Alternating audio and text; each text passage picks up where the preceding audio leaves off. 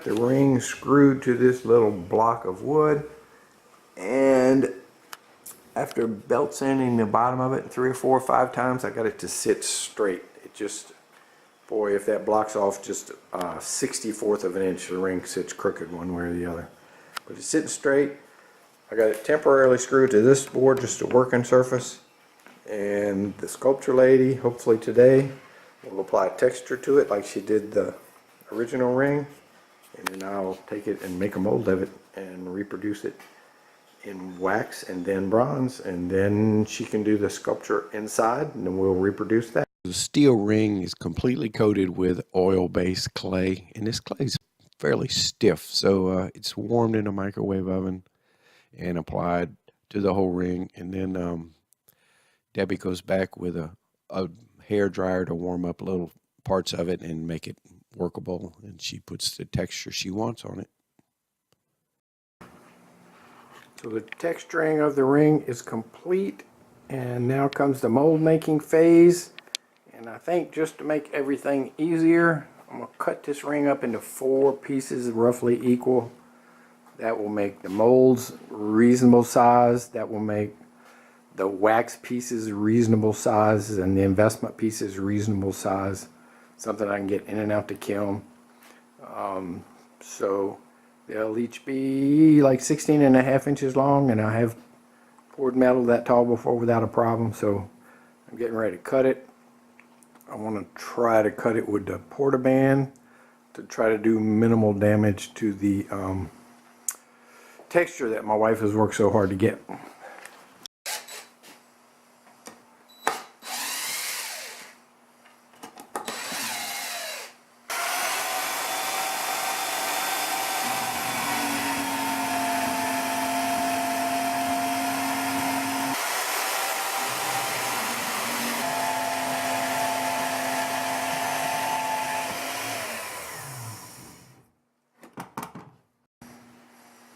Alright, there's no rule book for making these molds, and I've played with this, and I think I'm going to make 2 strips of metal per mold, like a double. This one's got to hang over the edge because the base is thicker. So what I'm going to do now is make a bunch of clay strips, half this height.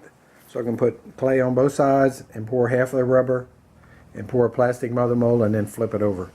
So they're 1.25 inches, so I need to make some 5/8 clay strips, like a whole bunch of them, like 1, 2, 3, 4, 6 of them.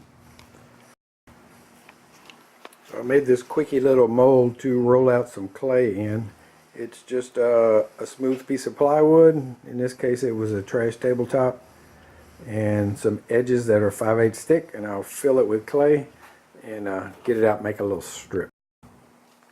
This is the same kind of clay as that darker clay, it's just a different color.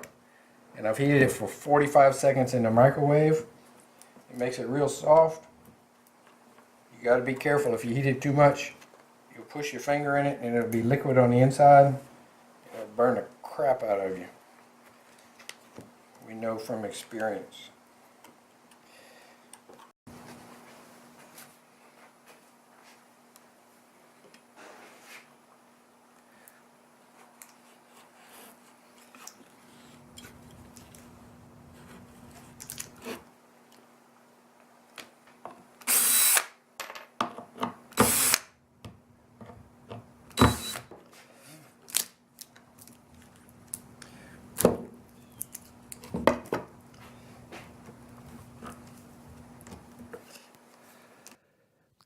I'm trying hard to not mess up the texture on the dark brown clay.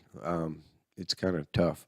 But I put the tan clay outside in the sun, so it's really soft. It's kind of cool in the shop, so the brown clay is a little stiff. You have to seal it, so you have to push it together, or the rubber's going to leak through that crack and make a mess. So I'm just trying to minimize the distortion. I know I'm probably doing some damage to it. But whatever damage we do after we pour the waxes, we'll have to patch it up before we do our investment molds.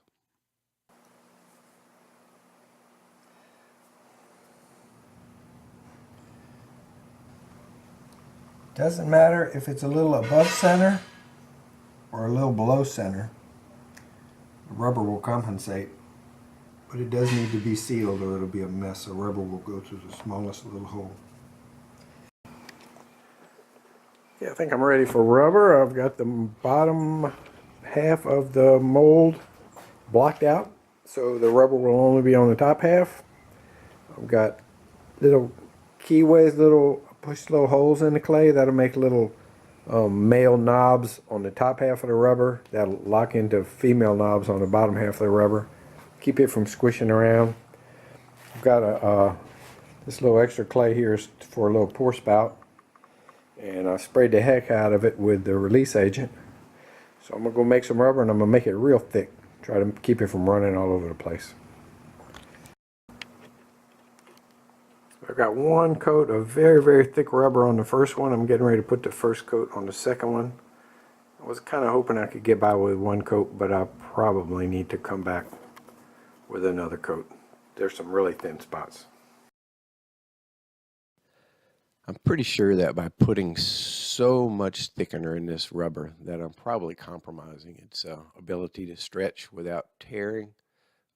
If it was a complicated piece, or if there was a face involved, or you had to pull the rubber over a chin or something, I wouldn't do this, but I'm just being lazy here, and the rubber doesn't have to stretch hardly at all to be able to get off of this wax once it's poured, maybe just a quarter of an inch. So crossing my fingers, got it very thick, and moving forward.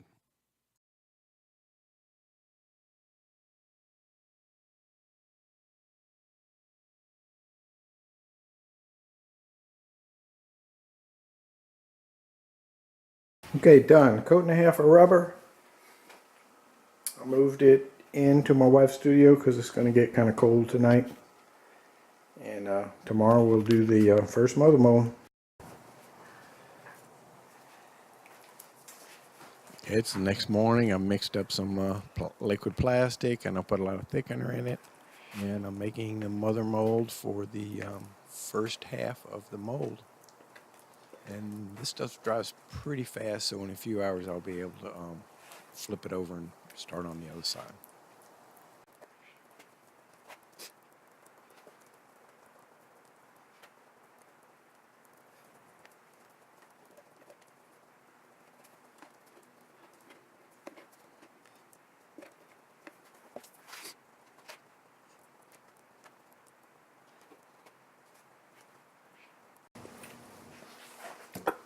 All right, I poured the plastic this morning. It's after lunch now. It's pretty hard.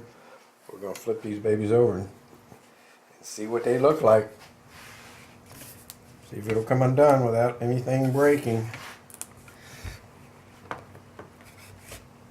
Look at that. All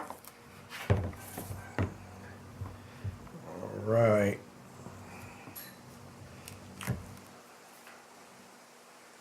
All right.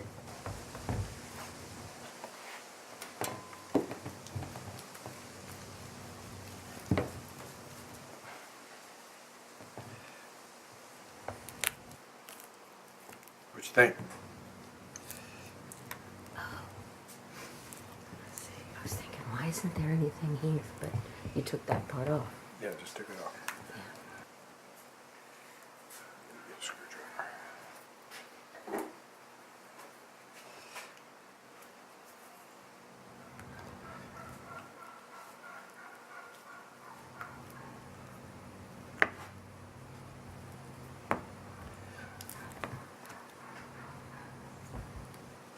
Where's the top part?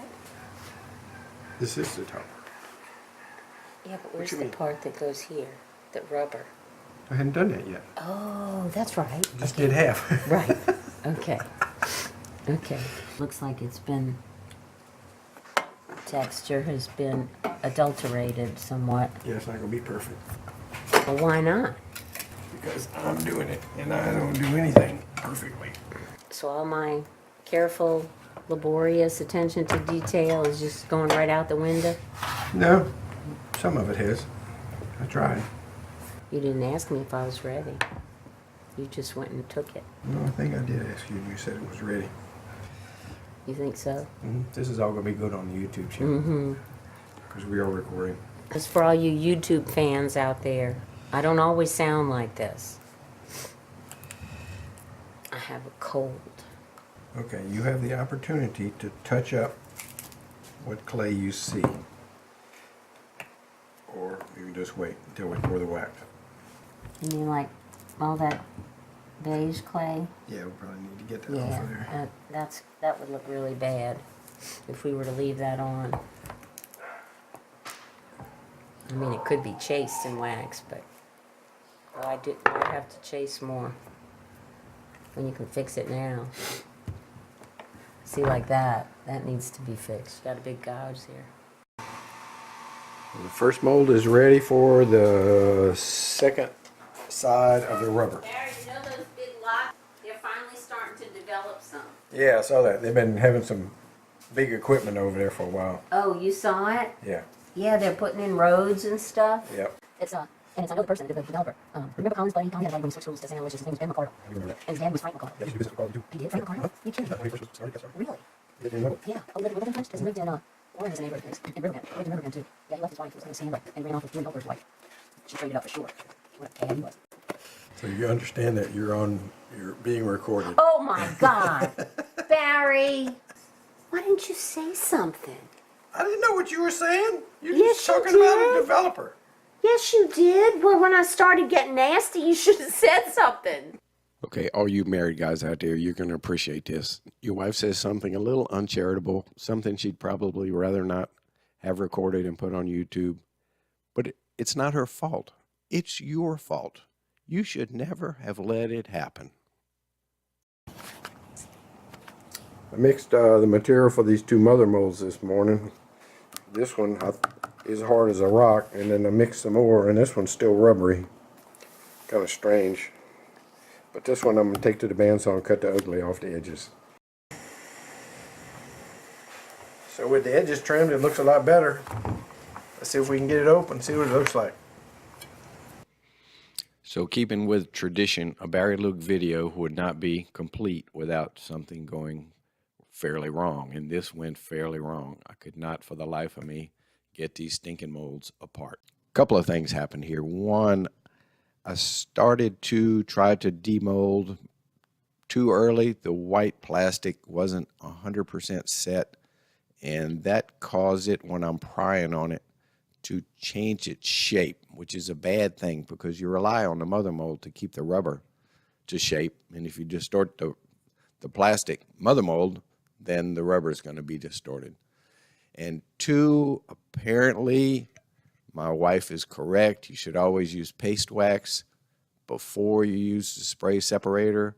I've always gotten by without doing that, but in this case, the thing stuck so hard together, I couldn't get it apart without lots of prying, and I ended up doing damage to the rubber, and I did damage to the plastic. So when I finally did get it apart, and you try to put it back together, it doesn't want to really match up correctly. And I learned my lesson. Paste wax from now on before the spray separator. Okay, we've got the two molds cleaned out. I got my 4 steel bands cleaned up.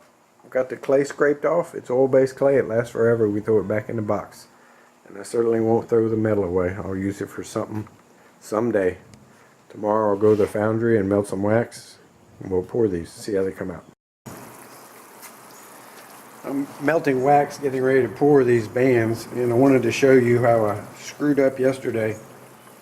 I pried on this plastic really, really hard because it was stuck to the rubber, and I didn't allow the proper cure time. So what happens is this stuff is distorted. It no longer has the original shape. I was able to pull it back with bolts and get it tight, but you can see this. It shouldn't be like this. This should fit up perfectly. But I was impatient. I didn't give it cure time, and I didn't use enough separator. In this case, we'll luck out because it's just that band, but if it had been like a face or a figure or something, and we had to over compress the mold to get it to fit right, we could have distorted the whole thing, and the sculpture lady wouldn't have been happy. Now this one I let sit longer, and even though I had to pull just as hard, it didn't distort. The plastics and the rubber matches up much better.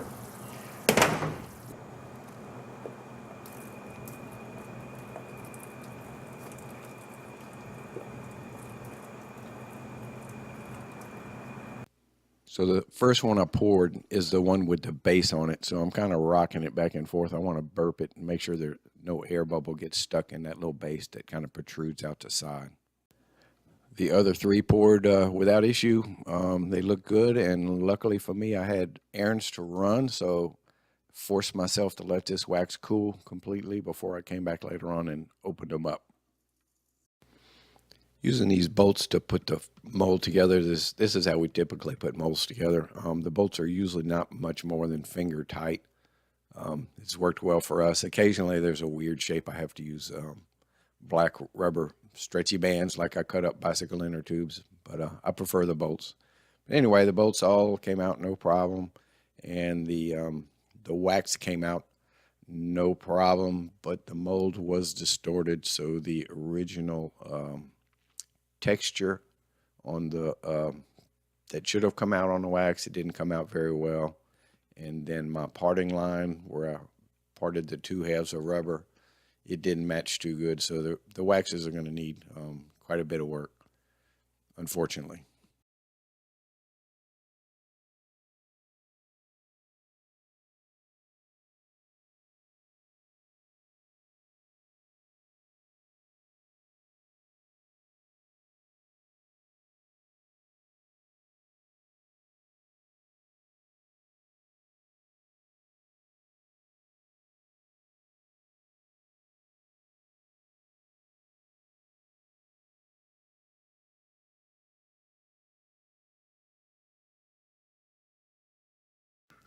Assembling waxes onto a pour cup to dip in the ceramic shell to make a mold, it's another thing. There's no rule book.